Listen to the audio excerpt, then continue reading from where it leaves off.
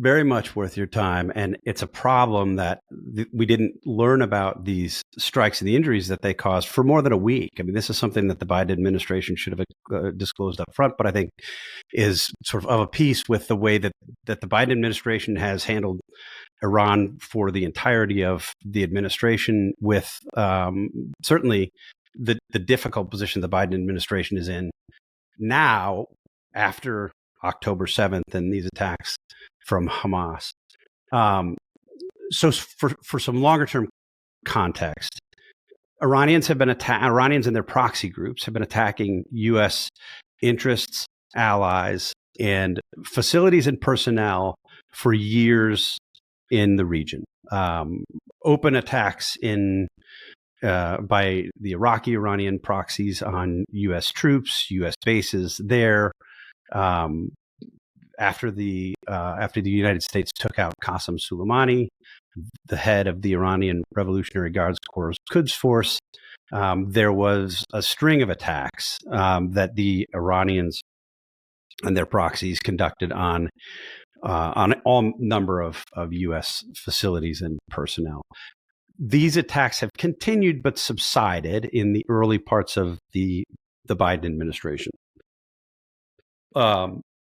They had picked up, depending on who you believe, a little bit before the October 7th Hamas attacks, and certainly accelerated after those attacks. The Biden administration the Biden administration's approach to Iran, as we've discussed here before, has been sort of mutual de-escalation, which I think is an offensive frame for the entire thing. They wanted the U.S. to de-escalate because of the Trump administration's pursuit of maximum pressure, and they wanted the Iranians to de-escalate in their pursuit of nuclear weapons, and also funding and supporting these terrorist groups.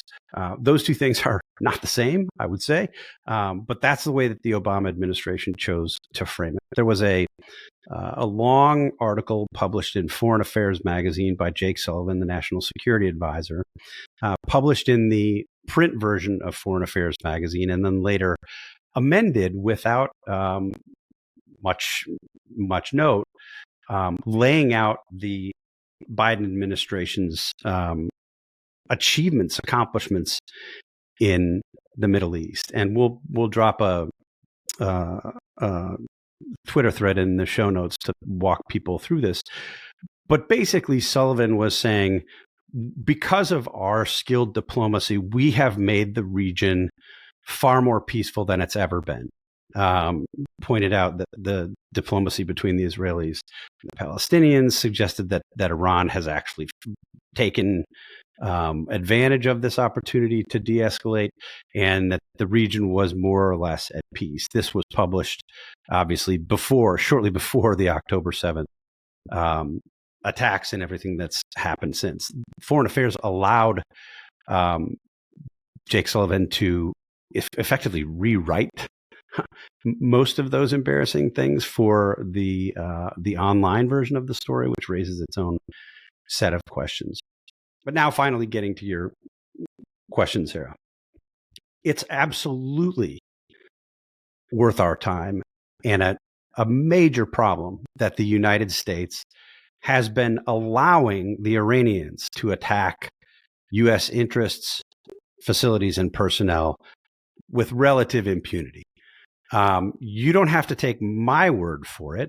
You can listen to two of the leading recently retired generals in the region, former heads of CENTCOM, led forces in the region, Generals McKenzie and Votel. Votel was speaking just this past couple days and said one of the reasons that the Iranians are conducting the attacks that they're conducting, what people called a real escalation, is because it's become routine for them to do it without any response, without any significant response from the U.S. And that the reason they're emboldened is because we have not smacked them back. That's what Votel said at a panel.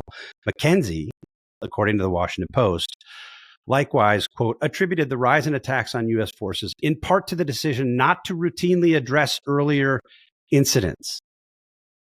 You have to respond to these things. I think the challenge for the Biden administration is that responding to these attacks, acknowledging these attacks, and acknowledging Iran as the aggressor and the enemy that Iran is, blows up the construct that they've used to deal with Iran for the preceding 3 years. They have treated, again, like the Obama administration before them, Iran as a potential friend, as at least not an adversary, doing deals with them, trying to bring them into the sort of diplomatic circle of reasonable nations.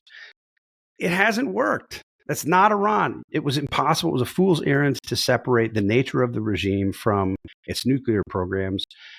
At the outset of the Obama administration, it's a mistake for the Biden administration to continue to try to do that. And I think, unfortunately, we're reaping the negative consequences of those decisions right now.